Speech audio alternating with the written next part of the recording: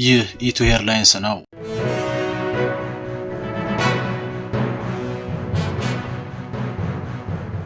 Our top story is from the Horn of Africa. Tensions are rising in Ethiopia's northern Tigray region. የሰሜን ኢትዮጵያ አካባቢ ከፍተኛ ወታደራዊ እንቅስቃሴ እየታየበት ነው። በሁሉም ወገን ዝግጅቱ ተጧጡፏል። በሌላ በኩል ከሰሞኑ የሳውዲ ቱርክና አሜሪካ ልኡካን ወደ አዲስ አበባ ቀንተው ነገሩን ለማብረድ ጥረት አድርገዋል። ከዚሁ ጋር በተያያዘ በጠቅላይ ሚኒስትር አብይ አህመድና በሳውዲ አረቢያ ውጭ ጉዳይ ሚኒስቴር መካከል የተደረገው የከረረ ውይይት በአረብ ዓለም ሚዲያዎች ዘንድ ሰፊ መነጋገሪያ ሆኗል። ሳውዲ አረቢያ የኤሚሬቶችን መሪ ተንኮለኛ በማለት የከሰሰች ሲሆን ኢትዮጵያ ከተባበሩት አረብ ኤሚሬቶች ጋር ያላትን ስትራቴጂያዊ ግንኙነት እንድታቋርጥ ጥያቄ ማቅረቧ የተሰማ ሲሆን ጠቅላይ ሚኒስትር አብይ በበኩላቸው ሳውዲ አረቢያ አቅጣጫዋን መሳቷን፣ ኮምፓሷ መጥፋቱን ገልጸው አሸባሪዎችን ከመደገፍ ወጥተው በኢኮኖሚና በልማት ላይ ብቻ ተኩሪ ሲሉ በነዳጅ የበለጸገችውን ሀገር መወረፋቸው ደግሞ መነጋገሪያ ሆኗል።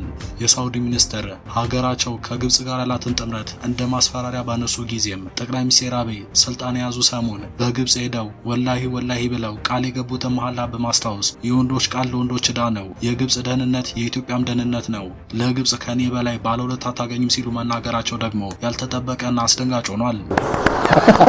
I said tell me والله لن نقوم بأي ضرر للمياه في مصر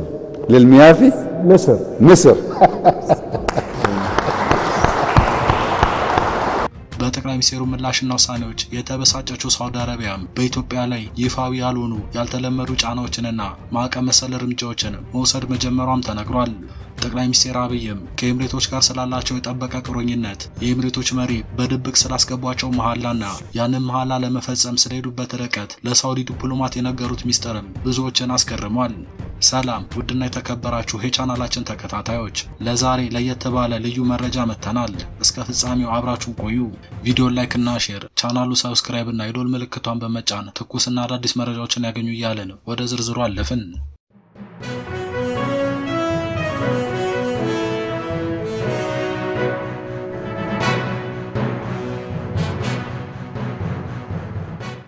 በጠቅላይ ሚኒስትር አብይ አህመድና በሳውዲ አረቢያ ውጭ ጉዳይ ሚኒስትር ፋይሰል ቢን ፋርሃን መካከል የተደረገው የከረረ ውይይት በአረቡ ዓለም ሚዲያዎች ዘንድ ሰፊ መነጋገሪያ ሆኗል። ሊባንጌት የተሰኘው ድረገጽ ይፋ ባደረገው የስብሰባው ሚስጥራዊ ቃለ ጉባኤ መሰረት በሁለቱ ሀገራት መካከል የተካሄደው ውይይት በዋናነት በሱዳን ቀውስና በሀገራቱ ቀጠናዊ ግንኙነት ላይ ያተኮረ ነበር ብሏል። በውይይታቸው ወቅትም ሳውዲ አረቢያ ኢትዮጵያ ከተባበሩት አረብ ኤሚሬቶች ጋር ያላትን ስትራቴጂካዊ ግንኙነት እንድትቀንስ ወይም እንድታቋርጥ ጥያቄ ማቅረቧ የተገለጸ ሲሆን ጠቅላይ ሚኒስትር አብይ በበኩላቸው ኤሚሬቶች በክፉ ቀናችን የደረሰች መልካም ወዳጃችን ናት የሚል ቀጥተኛ ምላሽ መስጠታቸው ታውቋል። ሳውዲ ይህንን ጥያቄ ያቀረበችው የተባበሩት አረብ ኤሚሬቶች በሱዳንና በቀጠናው ደህንነት ላይ አደጋ እየፈጠረች ነው በሚል መነሻ እንደሆነ ተገልጿል። በተመሳሳይ ሳውዲ አረቢያ ኤሚሬቶች ለኢትዮጵያ የምታደርገውን ድጋፍ እንድታቋርጥ በግብፁ ፕሬዝዳንት አብዱል ፈታህ አልሲሲ በኩል ከሳምንታት በፊት ጥያቄ አቅርባ እንደነበረ አልአክባር የተሰኘው ጋዜጣ ከሳምንት በፊት መዘገቡ ይታወሳል። የሳውዲ ጣልቃ ገብነት አጥብቆ የተቃወሙት ጠቅላይ ሚኒስትር አብይ አህመድም ሳውዲ አረቢያ በአዲስ አበባ ውሳኔዎች ላይ ጣልቃ የመግባትም ሆነ የመቆጣጠር ስልጣን የላትም ሲሉ ምላሽ መስጠታቸው ተዘግቧል። አክለውም ሳውዲ አረቢያ በሱዳን ውስጥ በአልቡርሃን የሚመራውንና አክራሪ አሸባሪ ያሉትን ቡድን መደገፏን አጥብቀው መውቀሳቸው የተሰማ ሲሆን ይህ የሳውዲ ድርጊት የኢትዮጵያንና የምስራቅ አፍሪካን ቀጠና ደህንነት አደጋ ላይ የሚጥል ተግባር መሆኑን መናገራቸውን ዘገባው አመላክቷል። የሳውዲ የውጭ ጉዳይ ሚኒስትር የኤሚሬቶች መሪን ሼክ መሐመድ ቢን ዛይድን ተንኮለኛ በማለት ቢከሱም ጠቅላይ ሚኒስትር አብይ ግን በፈታኝ ጊዜ አብሮኝ የቆሙ ታማኝና ጀግና ሰው በማለት ማሞካሸታቸው ተነግሯል። ቢን ዛይድ በለውጡ ማግስት ኢትዮጵያ የውጭ ምንዛሬ እጥረት ገጥሟት በነበረ ወቅትም ምንም አይነት ቅድመ ሁኔታ ሲያስቀምጡ $3 ቢሊዮን ለብሔራዊ ባንክ ድጋፍ በማድረግ የዋሉትን ውለታ ጠቅላይ ሚኒስትሩ አስታውሰዋል ብሏል። በተጨማሪም ጠቅላይ ሚኒስትሩ ሳውዲ አረቢያ አቅጣጫዋን መሳቷን፣ ኮምፓሷ መጥፋቱን ገልጸው አሸባሪዎችን ከመደገፍ ወጥታ በኢኮኖሚና በልማት ላይ ብቻ እንድታተኩር መምከራቸው ደግሞ አነጋጋሪ ነበር ብሏል። የሳውዲ ሚኒስትር ሀገራቸው ከግብጽ ጋር ያላትን ጥምረት እንደ ማስፈራሪያ ባነሱ ጊዜም ጠቅላይ ሚኒስትር አብይ አህመድ ለአልጋ ወራሽ መሐመድ ቢን ሰልማን እንዲደርሱላቸው ባስተላለፉት መልእክት የግብጽ ደህንነት የኢትዮጵያም ደህንነት ነው ብለዋል። አክለውም የኤሚሬቶች መሪ ሼክ መሐመድ ቢን ዛይድ ኢትዮጵያን በረዱበት ወቅት የጠየቁት ብቸኛው ነገር የግብጹንና የአረቡን ዓለም የውሃ ደህንነት እንዳይጓደል ብቻ እንደነበር አስታውሰዋል። ለዚህም የወንዶች ቃል ለወንዶች ዕዳ ነው በማለት ቃላቸውን ጠብቀው የታችኛው ተፋሰስ ሀገራት የውሃ ድርሻቸውን እንዳልቀነሱና እንዲያውም ዓመታዊ የውሃ መጠኑን በእጥፍ መጨመራቸውን መናገራቸው በዘገባው ተጠቅሷል።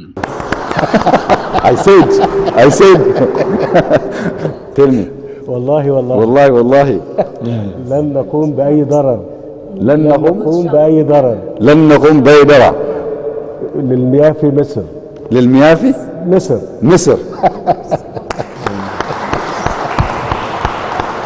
ይህንን የኢትዮጵያ ሉዓላዊ አቋምና የዲፕሎማሲ መቃቃር ተከትሎ ሳውዲ አረቢያ ከኢትዮጵያ በሚላኩ ምርቶችና የኢኮኖሚ እንቅስቃሴዎች ላይ ይፋዊ ያልሆኑ ያልተለመዱ ጫናዎችንና ማዕቀብ መሰል እርምጃዎችን መውሰድ መጀመሯ ተመላክቷል። በተለይም ኢትዮጵያ ወደ ሳውዲ አረቢያ በብዛት በምትልከው የበግና የፍየል ስጋ ላይ የጤናና የደህንነት ምርመራ በሚል ሰበብ ጥብቅ ፍተሻዎችን እያደረገች ነው ተብሏል። ምርመራዎችን ያለፉ የስጋ ምርቶችን ቢሆን ከመደበኛ አሰራር ውጪ የኛ መስፈርት ስፔሲፊኬሽን አላሟሉም በማለት ምርቶቹ እንዲመለሱ ወይም እንዳያልፉ የማስተጓጎል እርምጃ እየወሰደች ትገኛለች ተብሏል።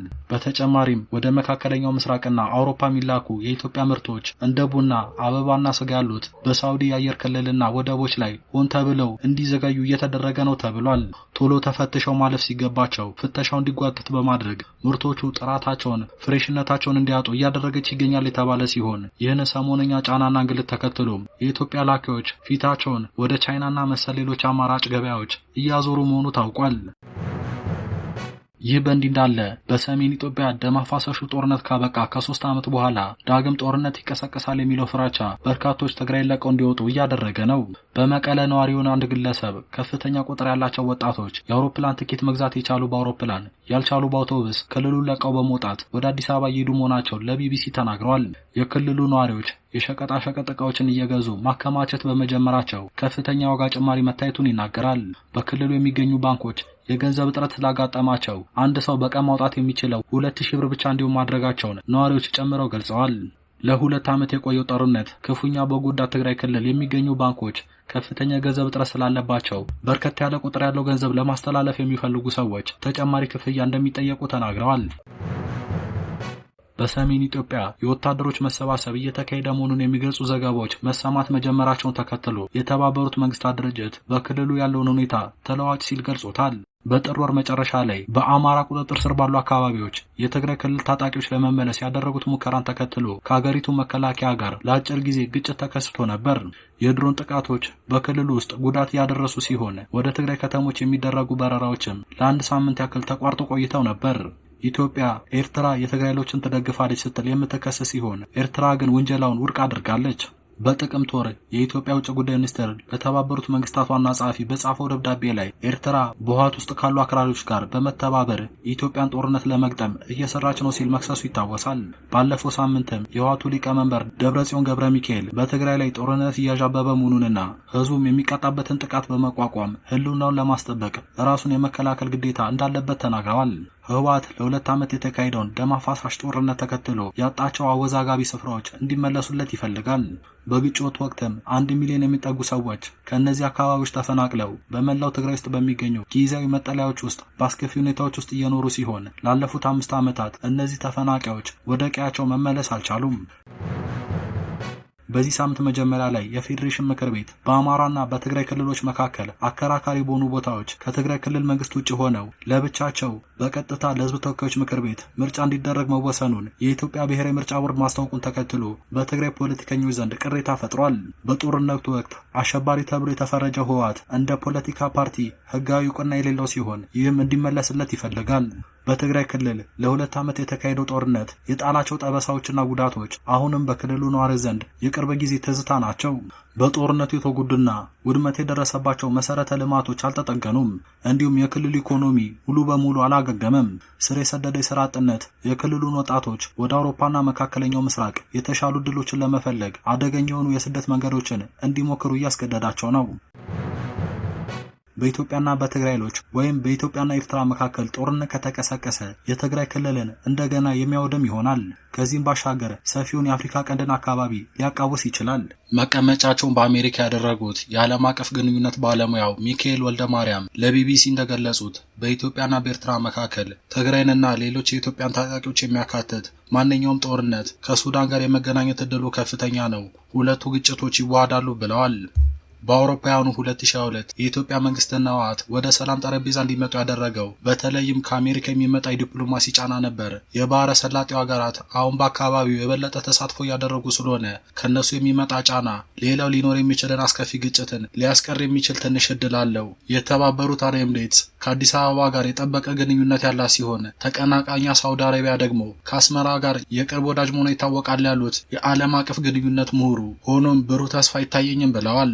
በዚህ ጊዜ የአፍሪካ ህብረት የሚፈለገው አቅም የለውም ሲል የአሜሪካ ትኩረት በሌላ ቦታ ላይ በመሆኑና የባህረ ሰላጤው ሀገራትም መከፋፈላቸውን ገልጸዋል። ክቡራን ተመልካቾች ለአሁን ያዘጋጀናቸው መረጃዎች በዚህ ያበቁ። ሐሳብ አስተያየቶን ኮሜንት ላይ በመጻፍ ያጋሩን። ቪዲዮውን ላይክ እና ሼር፣ ቻናሉን ሰብስክራይብ እና የደወል ምልክቷን በመጫን ትኩስና አዳዲስ መረጃዎችን ያገኙ እያልን ተሰናበትን።